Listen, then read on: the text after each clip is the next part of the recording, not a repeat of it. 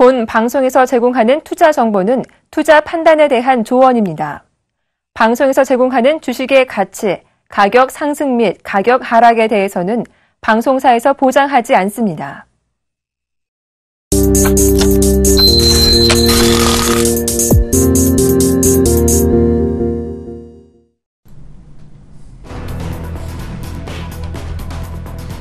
뉴욕 상업거래소에서 서부 텍사스산 원유 2월물 선물 가격은 전일 대비 배럴당 2.44달러, 5.3% 오른 48.69달러의 거래를 마쳤습니다. 주간 기준으로는 0.7% 상승하며 7주 만에 첫 오름세를 기록했습니다.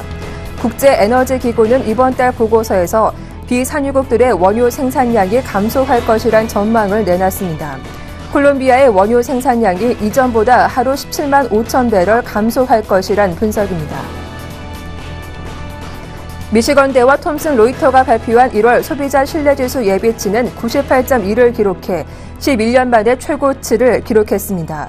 전문가들은 특히 국제유가가 하락하면서 휘발유 가격이 떨어져 소비자들의 소비 심리가 개선됐다고 평가하고 있습니다.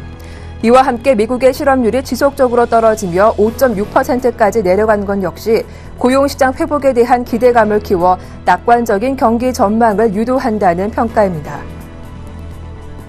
마리오 드라기 유럽 중앙은행 총재가 유로존 회원국 중앙은행이 국가 부채 총액의 20에서 25% 선에서 자국 국채를 매입하도록 하는 내용의 양적 완화 방안을 제시했습니다. 오는 22일 발표 예정인 22의 유로존 경기 부양을 위한 양적 완화의 핵심 내용입니다. 그동안 22주도 국채 매입을 반대해왔던 독일 등 선진국 입장 변화가 예상되지만 양적 완화 범위와 효과 역시 기대치보다 줄어들 것이란 전망입니다. 유로화가 스위스 중앙은행의 최저 환율제 폐지 여파로 급락세를 이어갔습니다. 반면 달러화는 소비자 신뢰지수 호조 등으로 인해 강세를 나타냈습니다. 이날 뉴욕 외환시장에서 유로화는 1.1564달러에 거래돼 전거래일에 1.1618달러보다 급락했습니다. 유로화는 장중 2003년 9월 이후 11년여 만에 처음으로 1.15달러가 무너지기도 했습니다. 이로써 유로화는 1달러와 1유로의 가치가 1대1로 같아지는 이른바 패러티로 근접하고 있습니다.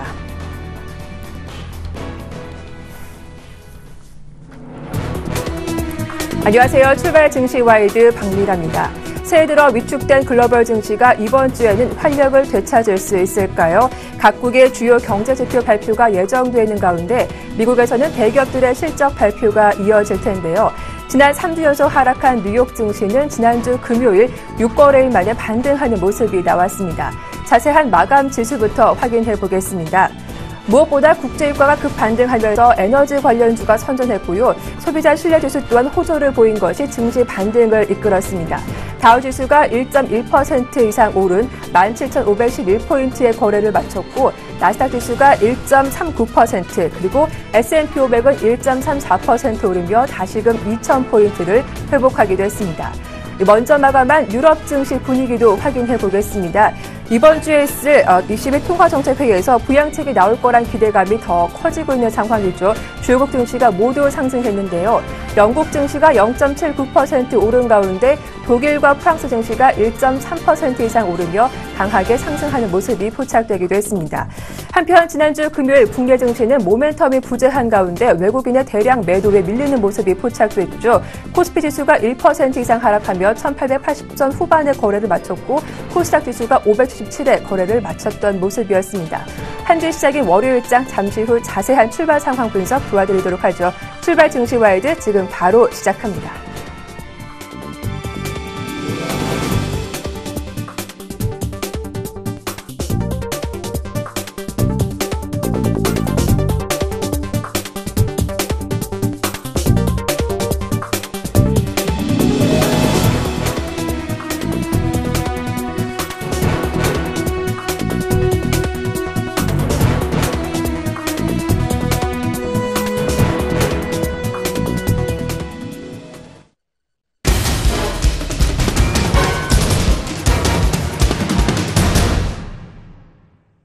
네, 시초가 공략주 알아보는 시간이죠. 이상로의 한방 샘플러스 이상로 멘토님 스튜디오에 나오셨습니다. 안녕하세요. 네, 반갑습니다. 네, 반갑습니다. 자, 먼저 지난 시간 관심주였던 CJ E&M 이 종목부터 AS를 받아볼 텐데요. 사실 손절가를 터치하지 않았지만 무엇보다 우려됐던 게 지난 금요일장의 바로 하락이었습니다. 시장 전반적으로 쉬어가는 분위기가 강했기 때문에 지수 밀리는 것 또한 어쩔 수 없었을 텐데요. 하지만 한 2% 이상의 좀 하락세가 크게 나오면서 일단 시초가 대비 마이너스를 보여주고 있는 상황인데 보유하신 분들을 위해서 AS 좀 부탁드릴게요. 네, 맞습니다.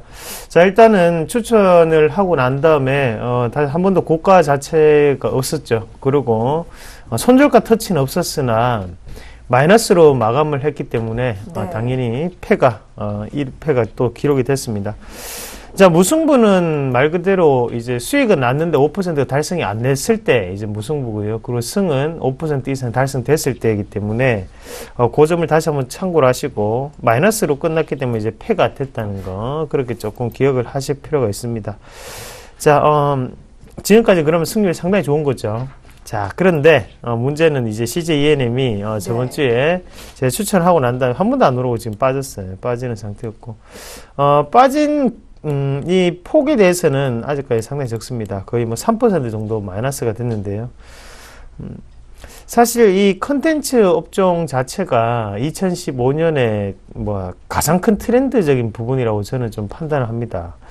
왜냐하면 일단 한류 열풍 그리고 한중 FTA의 직접적인 수혜가 될 수 있는 종목군들이 바로 이 컨텐츠 유통 쪽이고 거기에 대해서 지금 CJ E&M 같은 경우에도 일주일 동안의 수익은 나지 않았지만 건전한 눌림목 권역에 해당하는 부분이 아닌가 그렇게 말씀을 드릴게요. 자, 요거를 기업에 대한 부분을 제가 조금 말씀을 드리면 자, 상승이 이루어질 때 가장 큰 모멘텀 자체는 바로 게임 산업과 그리고 영화 산업, 방송 산업이었죠. 자, 그러고 난 다음에 여기서 주가 자체가 한 번도 못 올라갔던 이유는 뭡니까?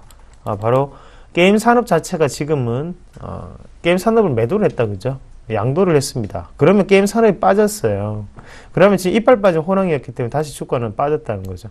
하지만 지금 오르기 전 타이밍까지 이렇게 내려오고 나니까 생각을 했던 게 자, 방송이 그러면 지금보다 저 때보다 더 안 좋아졌냐라는 거거든요. 그럼 영화 산업은 지금 2014년도보다 더 안 좋아졌느냐 봤을 때 자, 방송 산업 같은 경우에도 2013년, 2014년보다 지금은 시청률이 더 많이 나오고 있는 상태고 그런 광고비에 대한 효율성이 더욱더 증가가 될 수 있겠죠. 자, 그러면 거기에서 영화 산업은 과연 처음에 했을 때보다 지금이 더 안 좋냐고 봤을 때 영화 산업은 더욱더 좋아지는 상황이거든요. 그게 이제 뉴스적으로 봤을 때는 국제시장의 흥행이라는 그런 모멘텀으로 가는 거지만 결국엔 그 뉴스가 아니고 안에 내용이 실적적인 부분이 동반되었기 때문에 같이 올라간다고 보시는 게 맞아요. 자, 그런 주가상에 지금 괴리가 나타나 있는 상황에서 과연 이대로 그냥 무너질 것인가? 그건 아니라는 거죠. 지금은 다시 한 번 더 실질적인 분위기로 반등이 모멘텀이 좀 더 나타날 수 있다라고 저는 판단을 하고 수익 내고 팔 수 있는 종목입니다. 그래서 지금 패가 됐다고 하더라도 제가 이 종목 지금 이 방송에서는 3번째 추천드리는 거예요. 예. 그러면 이번에는 패가 됐지만 그 앞전에는 수익률이 좋았잖아요. 그러면 네. 좀 더 보유를 하시고 수익 내고 파시길 바라겠습니다. 네. 자, 이상로 멘토님을 믿고 또 CJ E&M 보유하신 분들은 계속 홀딩해 보자라는 의견 들어봤습니다. 자, 오늘은 시초가 공략주를 들고 오지 않으셨는데 그에 대한 이유가 있는지도 궁금합니다. 또 이번 주 한 주를 시작한 월요일장이면서도 이번 한 주에 정말 많은 이벤트가 있기 때문에 확인하고 가자라는 입장이신 건지 궁금한데요. 네, 굳이 그런 건 아니고요. 종목을 사실 오늘 좀 쓸 데가 있어가지고 많은 종목을 못 봐서 오늘 안 들고 왔고요. 네. 그리고 그 ECB 이제 스위스가 이번에 다시 프랑에 급락을 하면서 유로화까지 붕괴되는 모습이 나타났습니다. 자, 우리가 여기서 생각을 하셔야 되는 것은요.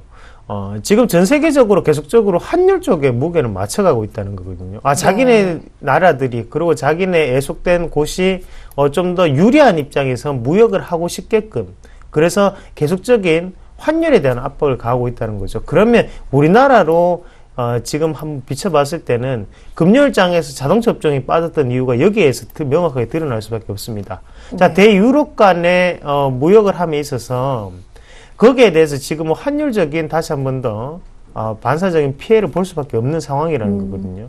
그럼 유로화가 여기에서 급락이 다시 한 번 더 나온다면 과연 그러면 지금 그 유럽 쪽에서 많이 팔렸던 중소형 SUV라든지 아니 중소형 차들이 네. 옛날만큼의 마진을 남길 수가 있을까라는 거죠. 그럼 마진을 남길 수 없다는 결론이 나타난다는 거죠.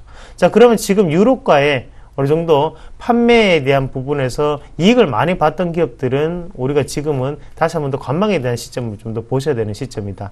네. 마진이 그만큼 많이 남을 수가 없는 구조가 되어가고 있다라고 판단하시는 게 맞고, 그러면 지금 우리나라 같은 경우에 다시 한 번 더 시장 자체가 크게 발돋움하기 위해서는 금리 인하라는 부분이 절실합니다. 그래서 통화량을 다시 한 번 더 조정하는 부분이야말로 주가를 올릴 수 있는 계기가 될 수 있지, 현재 시점으로는 네. 아직까지는 지수는 좀 더 빠질 수 있다는 것에 대해서 열어놓고 대응을 하신 전략, 그렇게 말씀을 드리도록 하겠습니다. 네. 어차피 개별주 시장입니다. 거기에 테마성 재료를 가지고 올라가는 종목이 지금은 좀 더 보셔야 되는 종목군이다 네. 라고 정리를 해드리겠습니다. 네, 이번 주 빅 이벤트가 예정돼 있지만 변동성은 피할 수 없기 때문에 개별 종목 위주로 대응해보자라는 말씀 자세하게 들어봤습니다.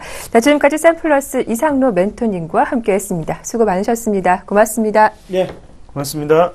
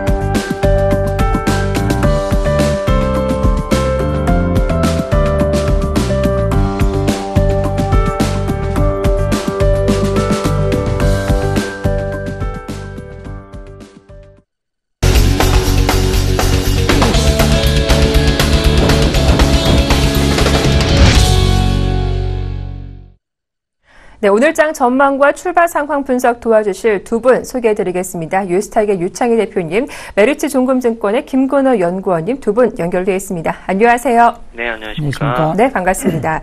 자, 1월 19일 월요일장 오프닝 벨이 울렸습니다. 지난 금요일장 간밤 뉴욕 증시는 6거래일 만에 반등하는 모습이 포착이 됐는데요. 스위스발 충격을 입고 유럽 증시 또한 완만한 상승세를 이어가기도 했죠. 오늘 그 옆에 코스피 코스닥 일단 빨간불 들어왔는데 자세한 출발 상황 분석 도와드리겠습니다. 유창희 대표님. 네. 코스피 시장이 전 0.6% 정도 올라가서 1900포인트에서 형성되고 있습니다. 네. 지난 금요일에 빠진 거에 비하면 좀 미약한 반등이죠. 조금은 확인이 좀 필요하지 않나 생각하고 있고요. 1900포인트를 회복했다라고 말하기보다는 그냥 1900포인트를 일단 올라왔고 여기서 안착이 되면서 추가적인 상승을 보여줄 수 있는지 여부.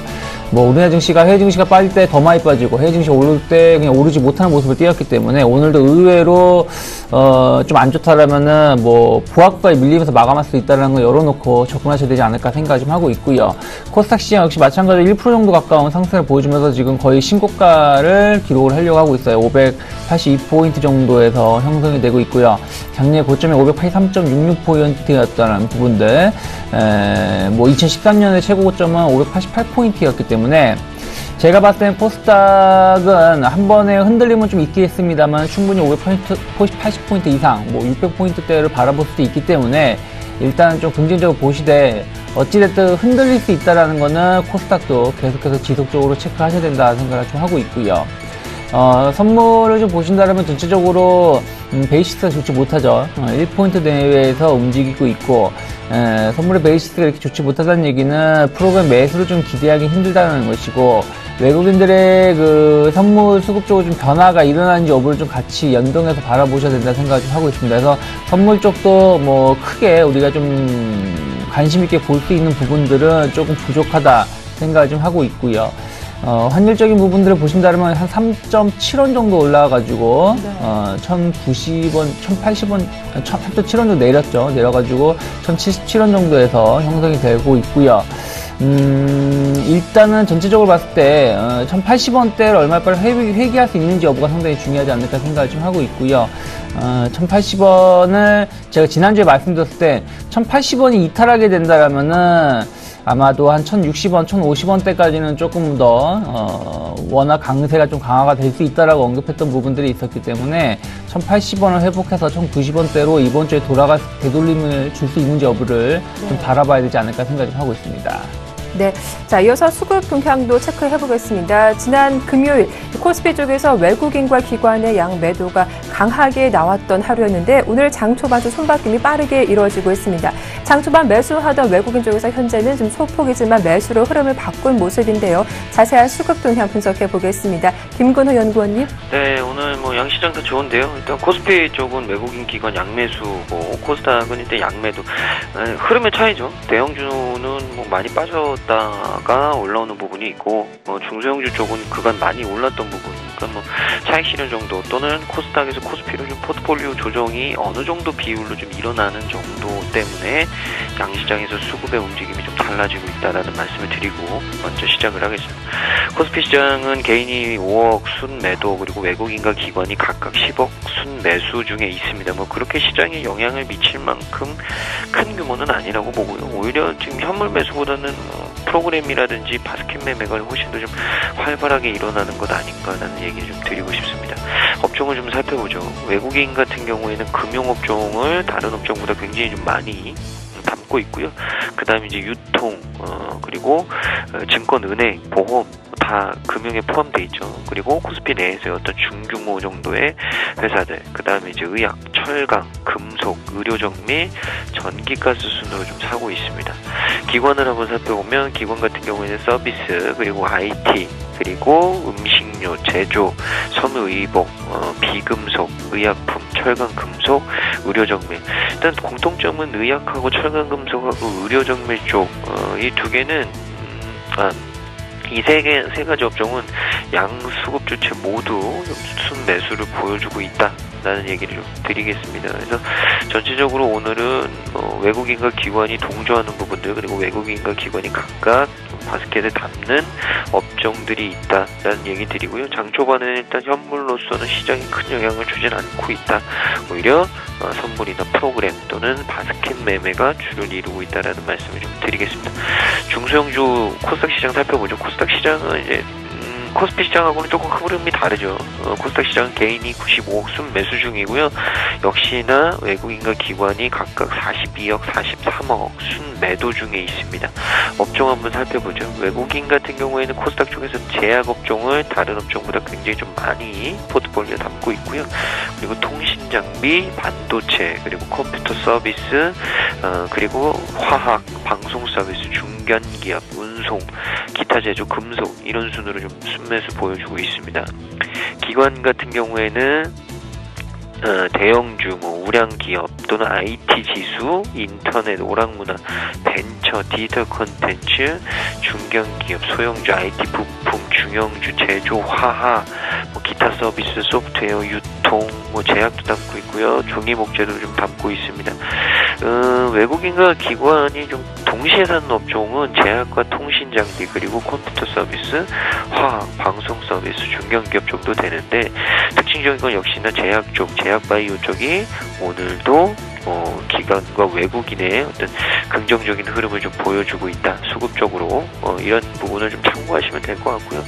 양수급 주체가 좀 닿는 업종들은 좀 유심히 살펴볼 필요가 있지 않을까. 특히나 코스닥 쪽에서 순매수하는 현재 기조 내에서 외국인과 기관이 동시에 참여하고 있다. 이 부분은 좀 의논을 둬야 되지 않을까라는 말씀 드리겠습니다.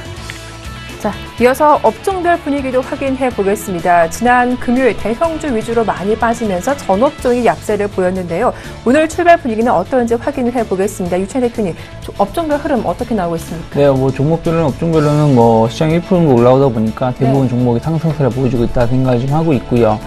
일단은 경기 민감주 위주로 중심으로 해서 최근에 좀 많이 빠졌던 종목군들, 가대된 종목군들 중심에서 올라오고 있는 것이 아닌가 생각을 좀 하고 있고요.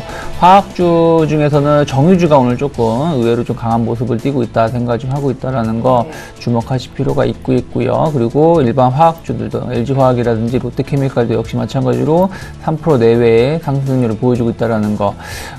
기계 쪽도 좀 강세를 좀 띠고 있고요. 전기전자 쪽을 좀 관심 있게 보신다라면 삼성그룹주, LG그룹주 모두 강한 흐름을 띠고 있습니다. 삼성전자가 1.1% 정도 상승세를 보여주면서 지수를 좀 끌고 올리려고 하는 모습을 좀 띠고 있고요.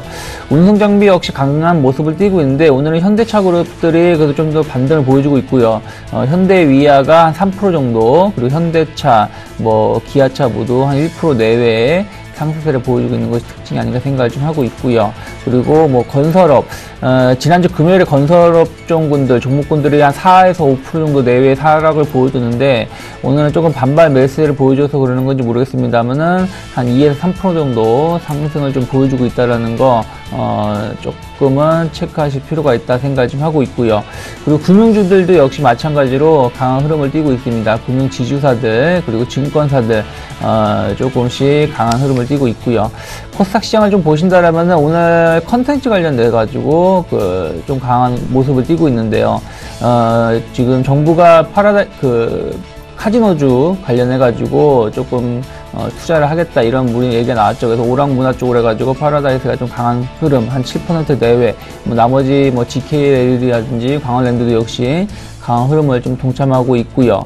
그리고 게임주들도 오늘 역시 좀 강한 흐름을 띠고 있는데 그 중에서도 음원 관련된 종목군들, KT뮤직이라든지 소리바다 이런 음원 관련된 종목군들이 오늘 좀 강한 흐름을 띠고 있다는 거 좀 주목하실 필요가 있다. 최근 들어서 음원주들이 조금 다른 종목군 대비해서 약한 흐름을 띠다가 오래간만에 상승을 보여주고 있는 것이 아닌가 생각하고 있고요.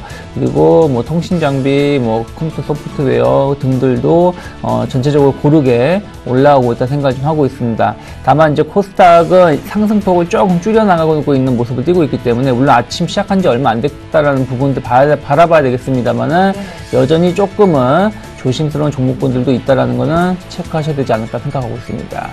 네, 자 이어서 외환시장 출발 상황도 분석해 보도록 하겠습니다. 오늘 순서는 KB 외환선물 정경팔 팀장님과 함께하죠. 안녕하세요. 네, 안녕하세요. 네, 유로화가 급락한 가운데 달러화는 강세를 이어가고 있습니다. 이번 주 20일 통화정책 회의도 있어서 변동성을 피할 수 없을 것 같은데 오늘 출발 상황은 어떻습니까? 네, 오늘 서울 외환시장은 지난주 금요일 종가 대비 3만 70전이 상승한 1,081원에 개장했고요.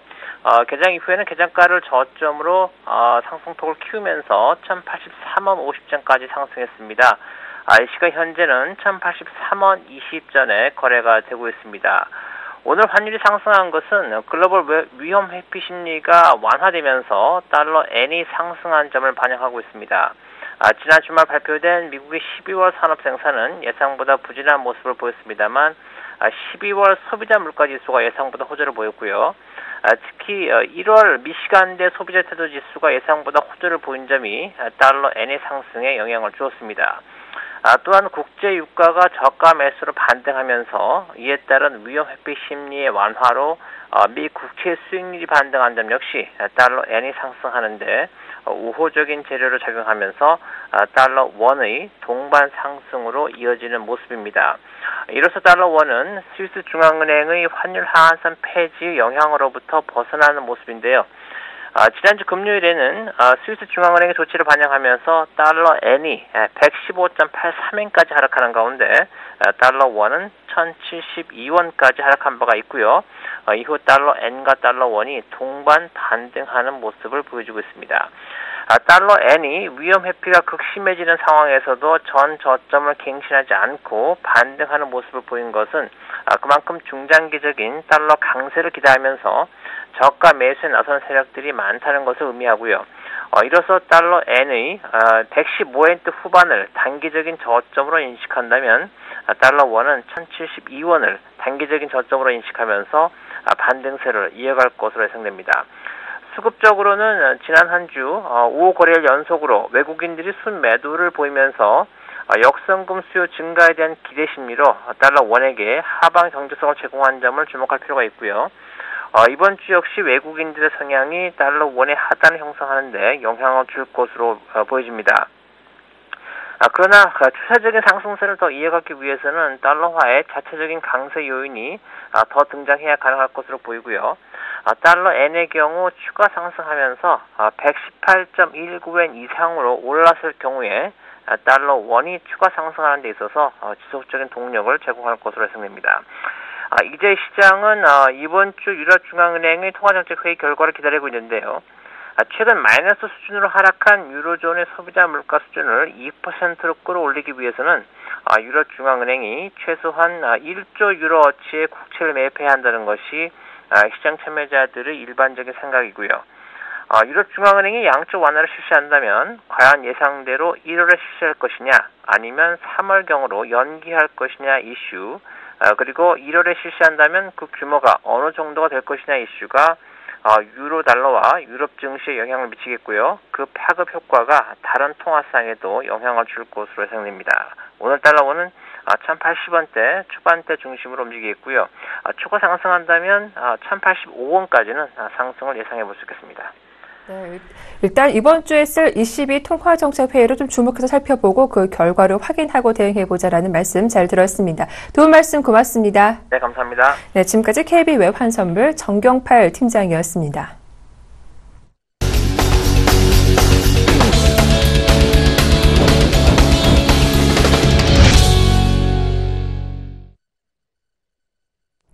네, 오늘의 돌발 종목 분석해 보겠습니다. 바로 어제였죠. 정부가 핵심 관광 인프라 확충에 3조 5천억 원을 투자하기로 확정을 지었습니다. 이 소식에 오늘 카지노주가 장 초반부터 무섭게 뛰어오르고 있는데요. 특히 GKL과 파라다이스가 계보로 강하게 반등하더니 현재도 5% 이상의 급등세가 펼쳐지고 있는 상황이고요. 또 오늘 현대중공업이 엿새 만에 반등하고 있습니다. 작년 4분기 적자폭이 축소될 것이란 증권사 전망에 이때 상승폭을 조금 더 확대하는 모습이 펼쳐지고 있죠. 두 종목부터 흐름 체크해보도록 하겠습니다. 김근호 연구원님. 네, 오늘 카지노주들이 다 좋네요. 일단 여행 규모 카지노주들이 다 좋은데, 이제 투자 활성화에 의한 수혜이 때 이번 건 때문에 좀 나오는 것 같고요. 18일이죠. 이제 어제였는데 기획재정부, 국토교통부, 문광부, 금융위, 관세청, 중소기업청 관계부처들이 이제 대형 카지노 복합 리조트에 대한 신설 그리고 시내 또 면세점 운영 등의 내용을 담아 놓고 있는 관광 인프라 및 기업 혁신 투자 중심의 투자 활성화 대책을 발표했습니다. 골자는 카지노 복합 리조트의 어떤 신설을 통해서 관광객들에게 더 많은 서비스를 제공하겠다. 그리고 시내 또 면세점의 추가적인 승인, 이 부분이 골자였습니다. 그래서 관련된 종목들이 다 요동을 좀 쳤고요. 영종도의 1호 복합 카지노 리조트를 만들고 있는 파라다이스, 또 새롭게 복합 카지노를 라이센스를 받을 가능성이 굉장히 큰 GKL, 이 두 회사가 좀 수혜가 되지 않겠냐, 이런 얘기가 나왔죠. 그거는 맞는 것 같습니다. 일단 파라다이스는 지금 이미 짓고 있고요. GKL이 좀 추가적으로 받는다면은 받지 않을까, 이런 생각을 좀 가지고 있습니다. 그래서 또 파라다이스와 GKL이 역시나 가장 많은 관심을 받는 이 카지노주다라는 말씀을 드리고, 정부 입장에서 올해 말까지 이제 2개의 복합 리조트를 새로 허가를 하려고 하고요. 국내 자본이 최대주주가 될 수 있게 하겠다. 그리고 전국에 신규 2곳을 추가하겠다고 하더라도 서울과 가까워서 관광객 수요가 많은 곳, 그러니까 실질적으로는 영종도에 생길 가능성이 굉장히 좀 높다, 이런 얘기들이 좀 나오고 있습니다. 그래서 인천 쪽에는 지금 현재 영종도 쪽은 파라다이스가 신설을 하고 있고, 세계적인 이 카지노 운영사인 리포에서도 이 추진을 하고 있죠. 승인을 받아놨죠. 그래서 이 두 개사 외에 또 2개 정도의 어떤 신규 라이선스 추가가 나온다면 서울에다가 짓기에는 조금 어떤 이 규모면이나 이런 부분에 있어서, 그리고 또 수지면에서도 토지비가 굉장히 좀 높기 때문에 좀 고민이 되겠죠. 그래서 영종도에 추가적으로도 생길 가능성이 높지 않나, 전문가들이 이렇게 판단하고 있습니다. 그래서 오늘 파라다이스가 급등이 좀 나오는 모습인데 뭐 GKL도 마찬가지고요. 근데 오늘 뭐 뉴스가 나오면서 이제 윗꼬리를 좀 달고 있죠. 뭐 전형적인 뉴스 플로우에 의한 움직임들, 오늘 갭으로 뛰었다가 뭐 윗꼬리에서 차익 실현 많이 나오고 이런 부분들인데, 일단 뭐 오늘 뭐 공격적으로 접근하는 거는 좀 어불성설인 것 같고요. 오늘은 철저하게 좀 뉴스 플로우에 의한 움직임인 것 같고, 갭자리를 좀 메울 필요는 있을 것 같아요. 그래서 26,000원이 좀 언더로 깨지면 그때 좀 관심을 가지셔도 중장기적으로 좋은 어떤 모멘텀을 가지지 않았나라는 생각이 좀 들고, 현대중공업도 오늘 엿새 만에 좀 반등이 나오고 있는데, 조선주들이 다 반등이 나오고 있죠. 뭐 정유주도 그렇고, 전체적으로 뭐 유가 부분이 어느 정도 안정되는 모습, 물론 뭐 단기적인지 중장기적인지 모르겠지만, 그리고 또 유로존 지역의 양적 완화로 인해서 이 22 통화정책회의에서 양적 완화에 대한 부분이 발표가 된다. 그래서 2월 달이 변곡점이 될 수 있다. 그러니까 유로존의 양적 완화가 결국에는 이 유로존 지역의 어떤 경제 안정화, 경기 안정화 이런 쪽으로 이어질 가능성이 높다는 거죠. 그래서 경기 부양에 대한 자극, 그렇기 때문에 사실 조선업종은 유로존 지역하고 굉장히 좀 연관성이 높죠. 여러 가지가 좀 복합적으로 섞이면서 오늘 조선주들의 반등이 좀 나오는데, 많이 빠질 만큼 빠진 부분도 있지 않을까라는 생각이 좀 들고요. 4분기 적자폭 축소에 대한 기대감이 나는데, 이 부분을 좀 살펴봐드리면 작년 4분기 연결 기준 매출액이 한 7% 넘게 감소했고요. 영업손실이 지난해 같은 기간보다는 이제 줄어들 것이다. 이렇게 얘기들을 하고 있거든요. 그 4분기는 좀 조금 더 적자폭이 축소가 되면서 이익 안정화가 조금씩 나타나기 시작하지 않겠느냐. 뭐 영업 상황의 변화, 이런 부분들이 좀 있지만 전체적으로 좀 안정화되는 단계의 어떤 시작을 좀 보고 있는 것 같습니다. 그래서 좀 주가가 반등하는 부분도 있고요. 너무 많이 빠졌기 때문에 또 기술적인 어떤 반등, 반발 매수 요 정도로 좀 판단을 할 수도 있을 것 같고요. 모르겠습니다. 근데 저는 뭐 10만 원대 가면은 또 한번 좀 조심하긴 해야 될 것 같다라는 생각은 개인적으로 좀 가지고 있고요. 굳이 뭐 리스크를 지면서, 물론 많이 빠져서 매력은 있지만 중장기적인 성장 모멘텀을 봤을 때 조선업종에 대한 점수를 과연 부여할 수 있을까, 이런 물음을 좀 던져드리고 싶습니다. 그래서 좀 공부를 더 많이 해보셔야 된다. 아직까지는 좀 긍정적인 시그널을 찾기에는 조금 시간이 더 필요하다라는 말씀 드리겠습니다. 현대중공업 오늘 많이 오르고 있지만 낙폭 과대에 따른 단순한 반발성 매수다라는 쪽으로 해석을 해주셨습니다. 다음 돌발 종목도 분석을 해볼 텐데요. 여행주, 앞서 카지노주 살펴봤듯이 정부의 투자 활성화 정책에 좀 강하게 반등하고 있습니다. 오늘 뭐 모두투어, 하나투어, 장대 양봉이 그려지는 데다가 특히 롯데 관광개발은 오늘 상한가에 올라와 있는 상황이고요. 또 현대위아가 멕시코 진출 소식에 강세를 나타내고 있습니다. 지난 금요일 장 마감 이후 공시를 내놨는데 멕시코에 공장 설립한다고 하죠. 차트를 보더라도 5일선 좀 강하게 뛰어넘은 상황인데 주가 모멘텀이 될 수 있을지 향후 주가 흐름도 전망해 보도록 하겠습니다.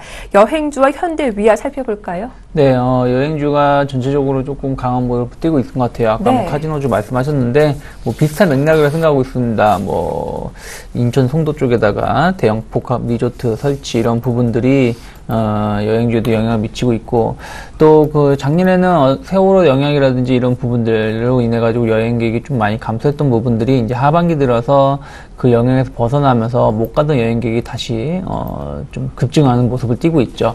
올해 1월 달만 보더라도 하나투어 같은 경우 예약률이 17% 정도, 그리고 모두투어 같은 경우 27% 정도 증가되는 모습을 띠고 있다고 발표가 나오고 있고요. 그래서 전체적으로 여행주들 뭐 계속 좋은 모습을 띄고 있죠. 하나투어 신고가 행진을 보여주면서 87,000원 보여주고 있고, 모두투어도 역시 마찬가지로 신고가를 돌파시키려고 하는 모습을 띄고 있습니다. 다만 최근에 좀 많이 올랐다는 부담감은 좀 있을 수 있다고 생각하고 있습니다만은 여행사들의 그 여행객들의 증가는 여행사들의 수익성을 좀 증가시킬 수 있겠죠.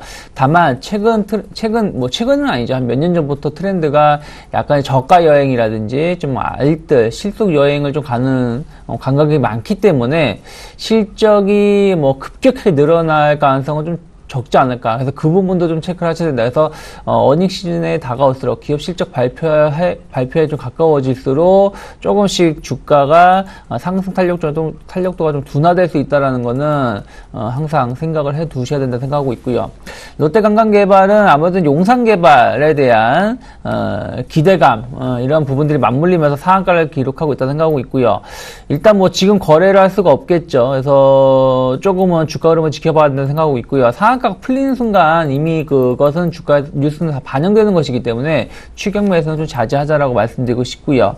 현대위아가 이제 그 기아차랑 같이 멕시코 시장에 진출한다라는 얘기가 나왔습니다. 한 4천억 정도 투자를 하게 되고요.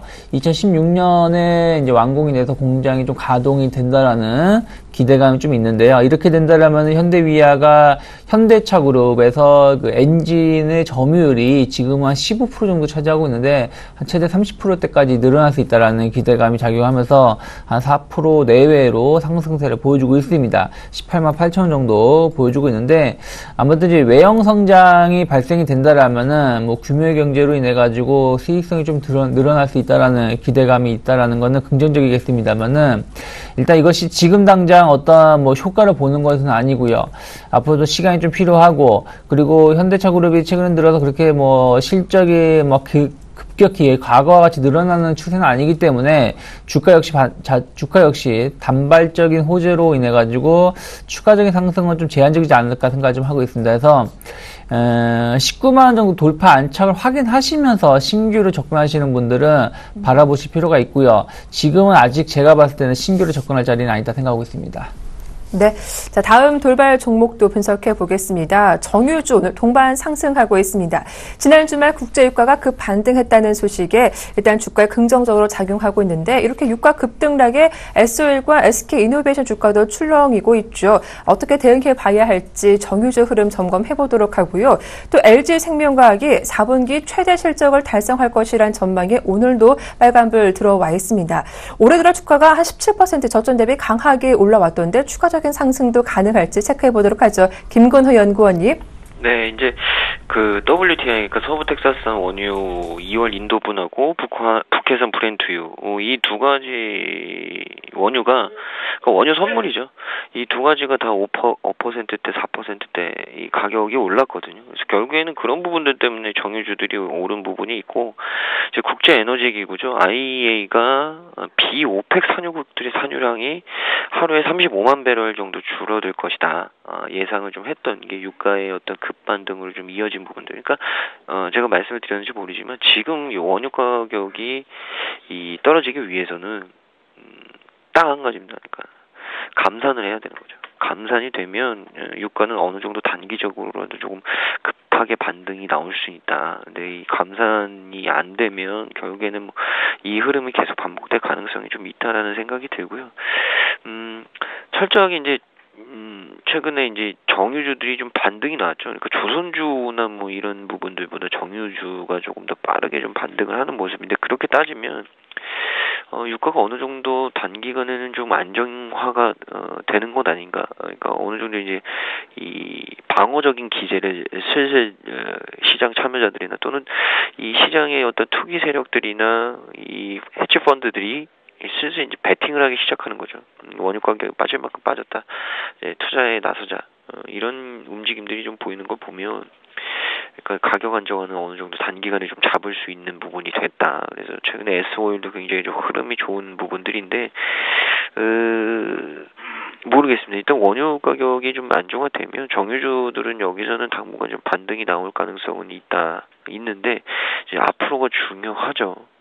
그러니까 원유 가격이 이제 주구장창 오르느냐 아니면 또 어느 정도 오르다가 좀 쉬어가느냐 이 부분에 있어서는 좀 봐야 되지 않을까. 그러니까 이게 단기적인 트레이딩하는 입장하고 이 트렌드로서 트렌들리하게 트레이딩하는 입장하고는 다른 거죠. 그러니까 단기적인 입장에서는 유가가 다시 한번 좀 정체가 되면 주가가 박스권으로 변하고 그러면 이제 사실은 수익률이 안 나오는 거고 이제 롱텀리하게 트렌들리하게 하는 뭐 헤지 펀드라든지 에너지 펀드들의 입장에서는 뭐 유가가 뭐 조금씩이라도 아니면 박스권이라도 이 우상향 추세의 어떤 박스권을 그리면 성공하는 거기 때문에 그런 부분에다 베팅을 하는 거죠. 그러니까 단기적 입장과 중장기적 입장으로 좀 잘 양분을 하셔서 트레이딩 전략을 좀 짜시는 게 맞지 않을까라는 생각을 강하게 갖고 있고요.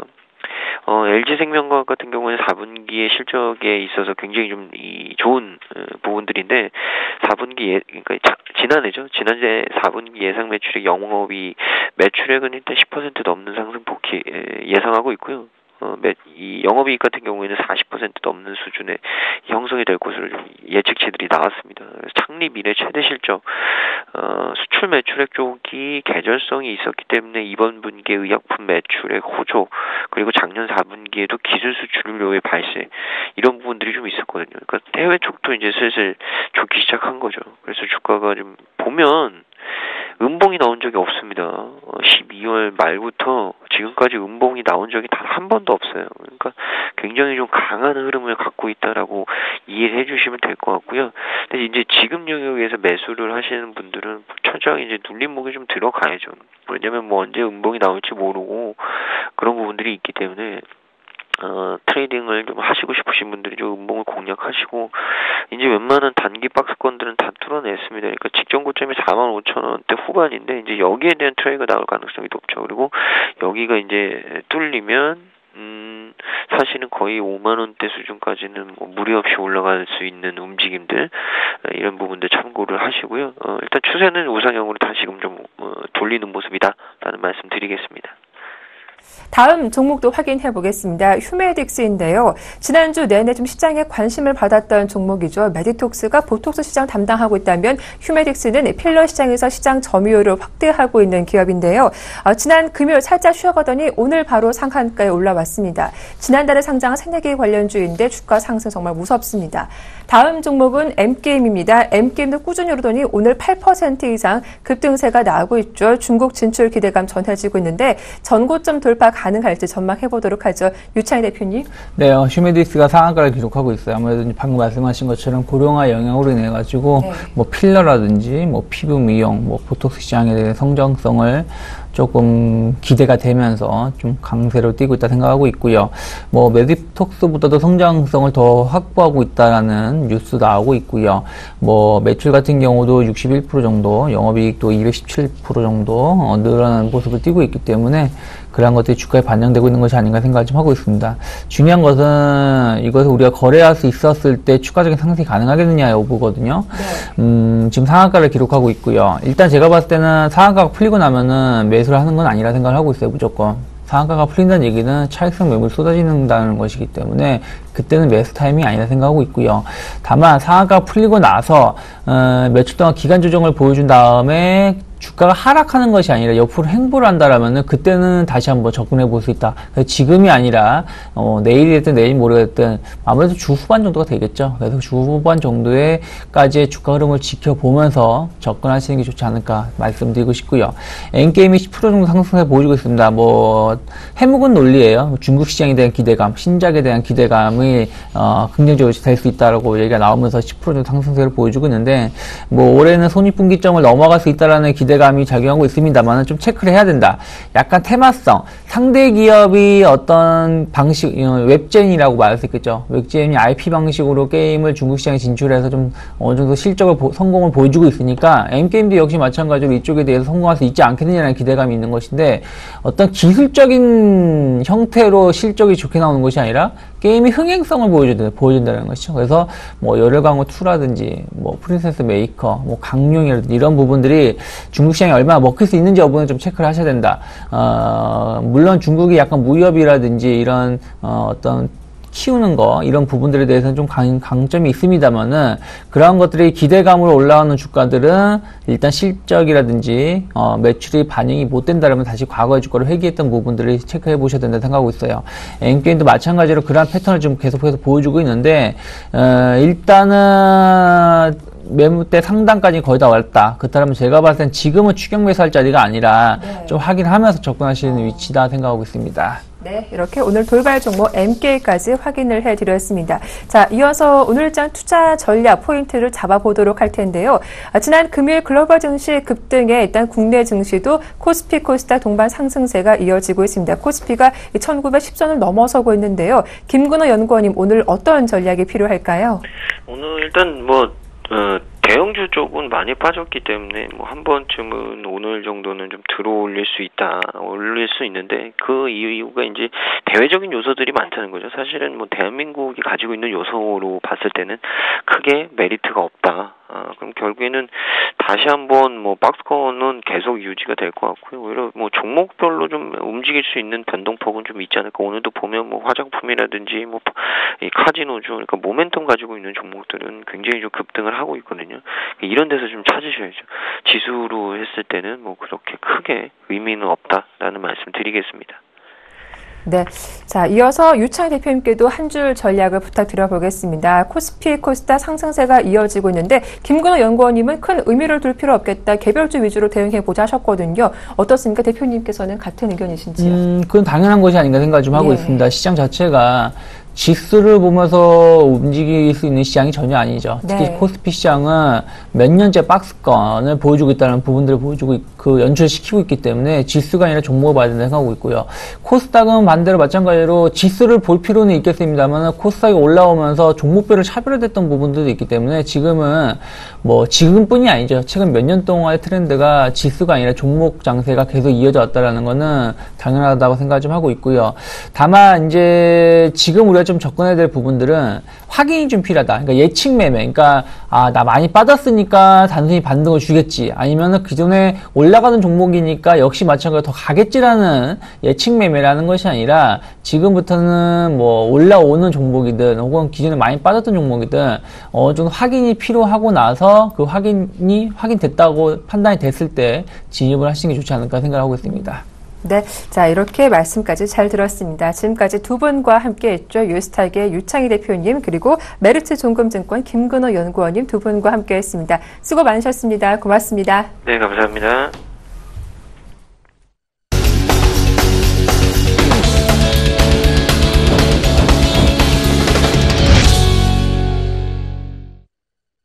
네, 월요일장 개장한 지 30여 분 흘렀는데요. 현재 구간 시장 상황부터 살펴봐 드리겠습니다. 네, 먼저 코스피 보겠습니다. 코스피 지수가 1910선을 넘어서고 있죠. 현재 1.25% 오르면서 1911포인트를 가리키고 있습니다. 오늘 시초가는 1902포인트였는데 상승 이후 오늘 상승폭을 더 확대하면서 1910선까지 올라와 있는 상황입니다. 수급 동향도 분석해 보겠습니다. 장 초반 매도하던 외국인이 흐름을 바꾸면서 매수 쪽으로 흐름을 더 키워가고 있죠. 192억 원 매수세 보여주고 있고요. 기관 쪽에서 273억 원 매수 우위를 보여주고 있습니다. 반면 개인 쪽에서 426억 원 강하게 팔고 있네요. 코스닥 분위기도 확인해 보겠습니다. 네, 코스닥 역시 580선에서 거래가 되고 있습니다. 0.5%대 강보합권 흐름 유지하고 있고요. 오늘 시초가는 583이었는데 시초가 대비로는 3% 정도 좀 밀려있지만 여전히 강보합권 흐름 유지하고 있습니다. 수급 동향도 체크해 보겠습니다. 네, 오늘 외국인과 기관의 동반 매도가 나오고 있습니다. 거래소와는 상반된 분위기죠. 기관 쪽에서 110억 원 팔고 있고요. 외국인이 189억 원 매도 우위를 보이고 있습니다. 반면 개인 쪽에서 323억 원 매수세를 이어가고 있습니다. 네, 좀 더 자세한 시장 이야기 살펴보도록 하죠. 증권사 오인에게 물어봤습니다. 화면 함께 보시죠. 네, 최희승 차장입니다. 외국인 5거래일째 이탈 흐름 지속 여부를 확인해보자 하셨고요. 정영훈 팀장님, 22 양자 완화 가능성 1900선 이하에서는 저점 매수로 대응하자. 김혜란 연구원, 22 그리고 미국 오바마 대통령의 국정연설을 앞두고 관망 심리가 우세하다. 김현경 주식팀장은 낙폭과대 대형주 단기적으로 관심을 갖자. 끝으로 안상현 대리는 지수보다 실적이 중요하다. 매수 관점 유효하다라는 의견이었습니다. 네, 오늘 순서는 HMC 투자증권의 최희승 차장님과 함께하겠습니다. 안녕하세요. 네, 안녕하십니까. 네, 오늘 외국인의 수급에 주목하자 하셨는데 지난 금요일 대량으로 매도하던 외국인이 오늘 장 초반 소폭이지만 매수세로 대응해주고 있습니다. 오늘 어떤 전략으로 임해봐야 할까요? 네, 외국인들 지금 선물 시장뿐만 아니라 지금 코스닥 코스닥에서 매도를 제외하고는 지금 코스피 시장에서는 매수를 해주고 있는 그런 모습입니다. 어쨌든 뭐 5거래일 연속 계속해서 지금 뭐 외국인들 이탈 흐름이 아니냐라고 좀 우려를 좀 했었는데, 오늘은 다행스럽게도 다시 한번 재매수가 좀 들어와 주면서 그런 흐름들을 좀 미연에 좀 방지하는 그런 모습이고요. 일단은 뭐 그 주말에서도 계속 나왔습니다만, 그 정부 정책 흐름에 따라서 개별주들의 흐름이 상당히 좀 바뀌고 있는데, 예를 들어서 뭐 그 문화체육관광부에서 1조 2천억을 들여서 관광 호텔, 그리고 뭐 카지노, 그리고 면세점 서울 2곳, 제주도 1곳, 뭐 이렇게 계속해서 그 관광 육성 정책 발표가 나와주면서 관련 업종들이 상당히 좋은 모습이고요. 지난 한 주 그 대한민국의 모든 국민들이 공분을 샀던 그 어린이집 폭행 사건 관련해서 그 어린이집의 CCTV 설치 의무화 법안이 지금 뭐 입법 예고가 되고 있습니다. 지금 우리나라 CCTV 그 어린이집의 설치 보급률이 21% 정도 수준밖에 안 되는 수준이기 때문에 이런 부분들은 좀 계속해서 좀 관심 있게 좀 봐야 될 부분이라고 생각을 하고요. 그리고 대형주들 같은 경우에 4분기 실적 발표, 미국은 뭐 계속해서 지금 실적이 뭐 모건 스탠리라던가 뭐 이번 주에 계속 나올 예정인데, 이런 부분들을 좀 지켜보면서 우리나라에도 그 대형주들 4분기 실적 발표 일정에 상당히 좀 귀추가 주목되고, 그 4분기 실적 발표가 본격적으로 시작되는 그 2월 중순 전까지는 뭐 개별주들 트레이딩에 관련된 관점에서는 계속해서 좀 유효하다 이렇게 좀 보고 있습니다. 그리고 마지막으로 좀 당부드리고 싶은 말씀은, 지금 뭐 일각에서는 뭐 강한 자가 살아남는 게 아니라 살아남는 자가 강하다 뭐 이런 얘기가 있는데, 저는 오히려 반대로 말씀을 좀 드리고 싶고요. 살아남는 주식이 강한 게 아니라 강한 주식이 살아남는다라고 좀 반대로 말씀드리고 싶습니다. 그래서 계속해서 좀 강한 흐름을 이어가고 있는 종목들이 눌림목이 나왔을 때 매수 트레이딩 관점에서 좀 공략을 해보시는 게 유효할 것 같고, 뭐 예를 들어 신고가 계속 내는 종목들, 뭐 현대 IBT라던가 뭐 이오테크닉스라던가 뭐 이런 종목들 계속해서 좀 눌림목에서는 매수를 해주는 그런 관점에서 트레이딩으로 개별주 흐름 당분간 유지될 것으로 보여집니다. 네, 대형주 4분기 실적 발표 전까지 개별 종목 위주로 트레이딩 대응해보자, 그리고 신고가 내고 있는 강한 주식 위주로 관심을 가져보자라는 말씀 잘 들었습니다. 도움 말씀 고맙습니다. 네, 감사합니다. 네, 지금까지 H투자증권의 최희승 차장이었습니다.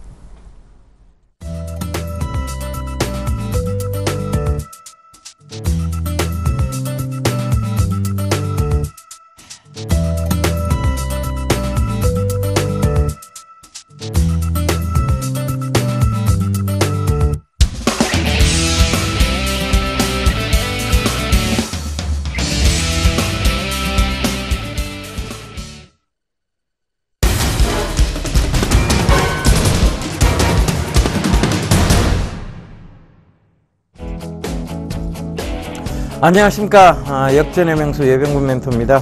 여러분, 시장 오늘 또 급격한 반등세를 만들어내고 있습니다.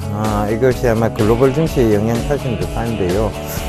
일단 오늘 강한 반등세가 나오는 쪽은 이때까지 지금까지 낙폭이 과했던 조선정유화학 쪽에서의 반등세가 좀 뚜렷하다는 점, 그 점 참고를 해보셨으면 좋겠습니다. 일단 대형 종목군들과 지난 종목 위주로 AS를 좀 빠르게 해드리면서 이 시간 시작해 보도록 하겠습니다. 지금 SK 하이닉스가 그 금요일이죠. 급락이 좀 나왔습니다. 삼성전자가 SK 하이닉스하고 같이 동반된 부분에서의 투자를 확대하겠다는 부분 때문에 SK 하이닉스 쪽이 오히려 좀 좋지 않지 않느냐는 그 시장의 우려와 함께 급락이 나왔었는데, 결국은 다시 지금 재상승 가닥을 좀 잡아 나가고 있고요. 반면 삼성전자가 좀 굉장히 강한 상승세가 두드러지고 있습니다. 지금 전체적으로 보면 대형 종목군들 위주의 반등세가 뚜렷하다는 것이 지금 3%대, 그리고 기아차도 뭐 2%대, 그리고 지금 전체적으로 보면 3%, 2%대의 강한 반등세, 조선주는 거의 한 4, 5%대 반등세가 나오고 있고요. 정유화학 쪽이 지금 또 굉장히 좀 크게 오르고 있는 모습입니다. S오일이 8%대나 오르고 있는 그런 모습인데요. 결국은 이게 이번 주까지는 어느 정도 지속적 반등세가 예상이 되는데요. 그것은 조금 있다가 잠시 뒤에 그 전략적인 부분을 좀 말씀드리도록 하겠습니다. 철강금속 쪽, 그 다음에 기계, 그리고 건설주 모두 지금 강한 반등세가 지금 나오고 있고요. 금융주조차도 강한 반등세가 나오고 있습니다. 금융주는 반등이 나오고 있지만 여러분 접근하셔야 될 섹터는 아닙니다. 지금은 증권주도 마찬가지고요. 지금 반등세가 나오고는 있습니다만 접근해야 될 섹터라기보다는 올라올 때 오히려 지금 분할로 매도 전략을 세우셔야 되는 그런 시기라고 보여집니다. 보험은 여전히 하나생명이 좀 오늘 강하게 좀 치고 올라오고 있는 상황이죠. 그 점 참고해 보시고요. 그에 반해 이제 중소형주들의 좀 오늘 고가를 그러니까 시가를 고가를 좀 만들고 오히려 좀 하락세를 보이고 있는 부분입니다.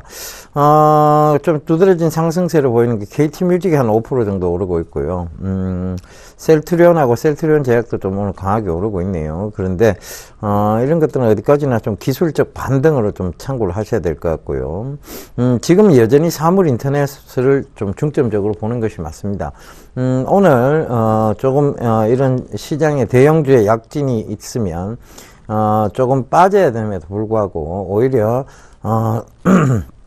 지금 상승을 지속해 나가고 있던 점도 참고를 해보시면 좋겠습니다.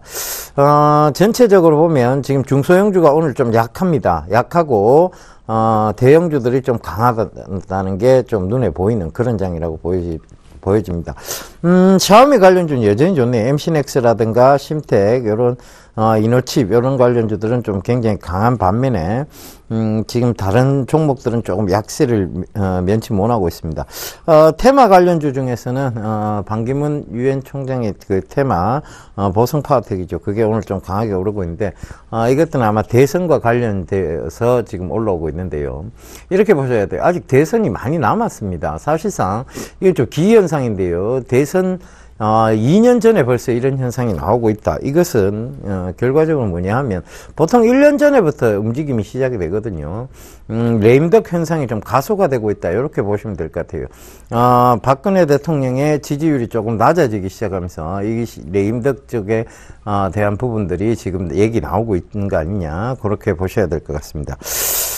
자, 오늘 이제 간다 3,000포인트에 대한 얘기인데요. 여전히 22 통화정책회의에 대한 기대감이 오늘 이번 주에는 상존할 것입니다. 결과적으로 오늘부터 이제 주말까지 22 통화정책회의가 이루어지는데요. 여기에 대한 기대감, 지금 유로본드 매입이라든가 LTR라든가 이런 부분들이 이때까지 지속적으로 해왔어요. 근데 이것조차 모자란다. 더 강한 부양책이 필요하다는 게 유럽의 절실한 요구입니다. 그러니까 일단 결과가 나쁘게 나올 것 같지는 않아요. 통화정책회의에 대한 기대감이 분명히 시장에서 상존을 할 것이고요. 이번 주는 그렇습니다.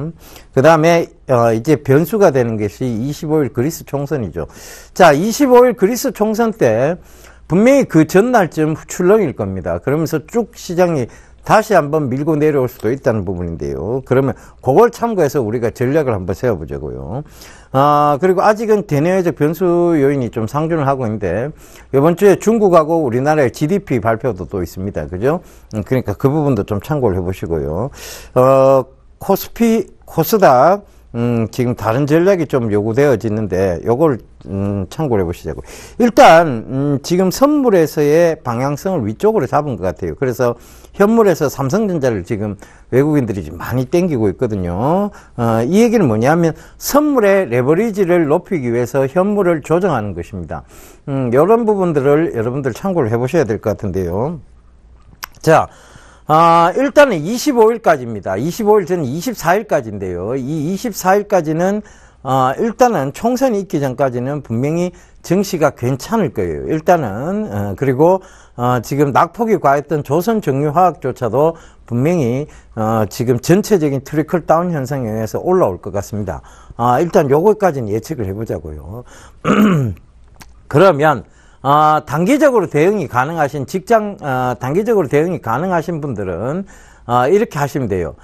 지금 대형주로 조금 옮겨 타셨다가 대형주가 24일까지는 괜찮은 흐름일 것이다. 이렇게 생각하시고 들어가고 24일 날 매도를 하시는 전략이 맞고요. 아니면 조금 이른 23일 오후장에서 매도하시는 전략. 그 다음에 거기서 자 그러면 중소형주 나는 단기적인 대응이 좀 불가능하다 하시는 분들은 여전히 중소형주 코스닥 쪽에 계셔야 되는데 코스닥 쪽에서도 24일쯤 전체적으로 그러니까 비중을 좀 축소시켜서 현금화두는 전략이 조금 맞다는 얘기입니다. 그래서 그렇게 잡아간다면 코스닥 쪽에서는 여전히 어떤 대내외적 변수 요인하고 상관없이 지금 형성되어지고 있는 주도 섹터 쪽으로 옮겨 타 있어야 된다는 얘기죠. 사물 인터넷이나 핀테크 이런 쪽으로 관련을 보시면 될 것 같고요. 스마트카 시장 지금 굉장히 조금 활발히 움직이고 있습니다. 그래서 제가 계속 말씀드렸던 바로 MDS 테크죠. 맛동산 테크라고도 말씀드렸고, 자, 이 MDS 테크가 금일 이제 또 한 3%대 가까이 오르고 있습니다. 전일부터 시작해서 굉장히 좀 강하게 올랐어요. 그러니까 이런 부분들 참고해 보신다면 결과적으로 지금부터 24일 전까지는 어느 정도 순항을 할 것이다라고 생각하시면 되고, 그 이후부터 급격한 파도가 이루어지니까 그때부터는 조금 현금화를 시켜두는 전략이 맞다는 결론입니다. 그래서 코스피, 코스닥 이렇게 좀 다른 전략을 잡아드릴 테니까요. 그 점 참고해 가시면서 대응하시면 되겠습니다.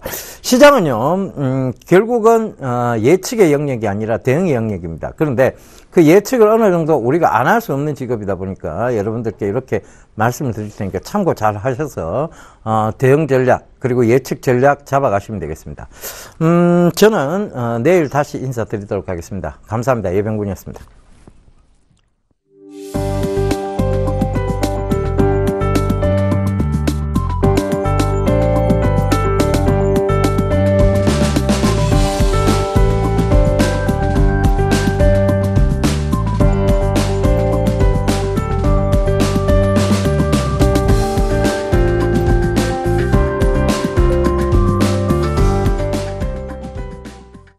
네, 이 시각 삼성전자가 2% 이상 강하게 오르고 있는 가운데 코스피 지수가 1910선까지 반등세가 나왔습니다. 외국인과 기관의 동반 매수가 오랜만에 유입되고 있죠. 한 주의 시작 그 출발이 아주 좋은데요. 이번 주 내내 이런 흐름이 이어지길 기대해 보겠습니다. 저희는 내일 이 시간 다시 인사드릴게요. 함께해 주셔서 고맙습니다.